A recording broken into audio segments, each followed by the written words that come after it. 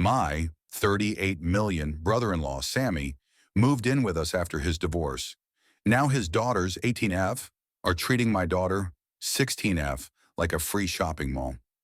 I've been trying to keep the peace, but I think I just hit my limit. Sammy lost his home after his divorce 10 months ago. A couple of months back, he moved in with us, bringing his twin daughters, Olivia and Sloane, both 18.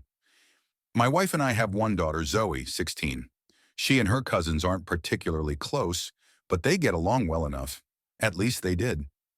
The problem, Olivia and Sloane have zero respect for Zoe's privacy. They walk into her room like it's theirs, taking whatever they want. Makeup, clothes, school supplies, even her school laptop.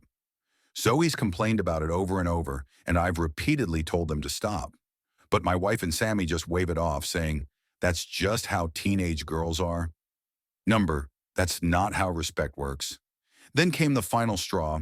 Zoe had saved for over a month to buy herself a $60 MAC makeup kit. It was her pride and joy, one of those fancy ones that look like a paint set.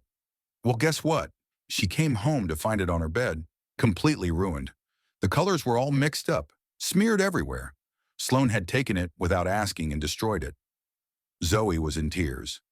I told my wife, expecting her to finally do something. Her response? I'll tell Sloane to apologize. And that was it. I wasn't having it. The next day, I went out and bought Zoe a lock for her door. Cue the meltdown. Sammy and his daughters were furious. Sammy confronted me, saying his girls weren't thieves and that it was normal for girls to share. Then he had the audacity to say Zoe was being dramatic, that she could replace the kit with a $15 Walmart version and had no business buying adult makeup anyway. Then he turned it on me. Apparently, I'm overprotective and babying Zoe by letting her have a lock. My wife agreed, saying I was treating Olivia and Sloane like outsiders instead of daughters. She demanded I take the lock off. I refused. I told her the lock stays until her brother and his daughters are out of my house. That set her off. She said I was implying we should kick them out, that her whole family would hate me. That's when I reminded her. Her family refused to take Sammy in. Not his parents, not his siblings, no one. We took them in. So if she wants to be mad at someone, maybe she should start with them.